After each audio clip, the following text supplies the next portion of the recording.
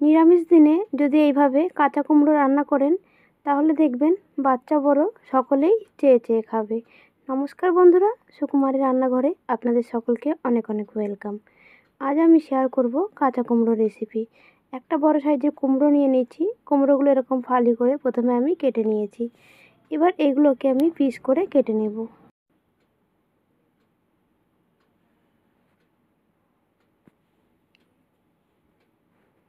কুমড়োগুলো এরকম ডুমো ডুমো করে কেটে নিলাম। এবার একটা প্লেটে উঠিয়ে নিচ্ছি।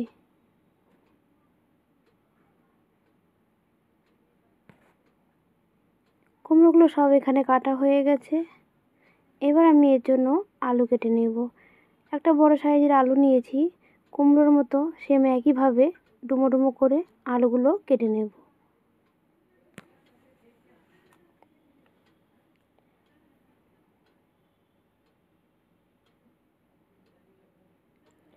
আলু আর কুমড়ো আমার এখানে কাটা হয়ে গেছে। আলুগুলো কাটার পরে একবার জল দিয়ে ভালো করে ধুয়ে নেব। আলুগুলো কাটার পরে জল দিয়ে খুব ভালো করে ধুয়ে নিলাম। এবার আমি রান্নাটা শুরু করব। প্রথমে আমি গ্যাসে একটা কড়াই বসিয়ে দিয়েছি। কড়াইটা গরম করে নিয়ে 3 চামচ মতন রিফাইন্ড তেল দিয়ে দিলাম। তেলটা গরম হওয়ার পরে দিয়ে দিলাম 2-3টে তেজপাতা আর 2-3টে শুকনো লঙ্কা, আর দিয়ে দিলাম হাফ চামচ পাঁচফোড়ন। ফোড়নটা 1-2 সেকেন্ডের মতন ভালো করে ভেজে নেব। ফোড়ন থেকে যখনই সুন্দর একটা গন্ধ বেরোতে শুরু হবে তখন আমি আলুগুলো দিয়ে দেব।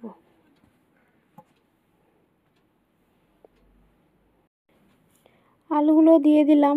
এবার ফোড়নের সাথে আলুগুলো খুব ভালো করে ভাজা করে নেব।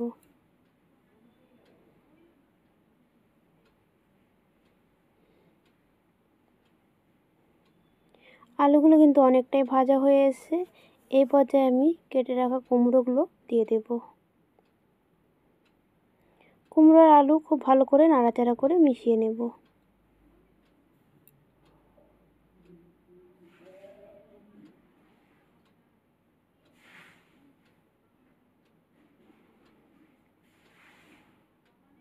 মিশানো হয়ে গেলে একটা ঢাকা দিয়ে দেব।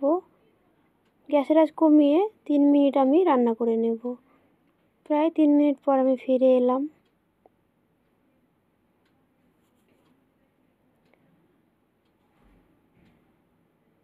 এবার আমি কিছু মশলা দিয়ে দেব। দিয়ে দিলাম স্বাদ মতো নুন, আর দিয়ে দিলাম হাফ চামচের থেকে একটু কম হলুদ গুঁড়ো। কাঁচা কুমড়োর তরকারিতে কিন্তু বেশি হলুদ লাগে না। আর দিয়ে দিলাম হাফ চামচের থেকে একটু কম জিরের গুঁড়ো আর হাফ চামচ লাল লঙ্কার গুঁড়ো। আবারও খুব ভালো করে কুমড়ো আর আলুর সাথে মশলাগুলো মিশিয়ে নেব।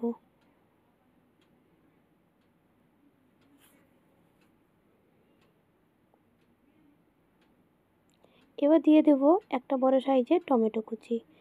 টমেটো কুচি দিয়ে আবারও ভালো করে মিশিয়ে নিলাম। এবার আমি ঢাকা দিয়ে দেব আরও 5 মিনিটের জন্য। গ্যাসের আঁচ অবশ্যই কমিয়ে রাখতে হবে। কম আঁচে আমি আরও 5 মিনিট রান্না করে নিলাম।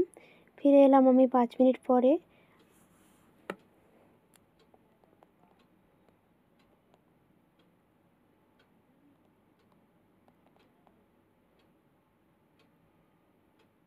পাঁচ মিনিট পর ঢাকাটা তুলে আরেকবার আমি মিশিয়ে দিলাম। চেক করে নিলাম আলু আর কুমড়ো সেদ্ধ হয়ে গেছে। এবার আমি দিয়ে দেবো এতে কিছুটা ধনেপাতা কুচি।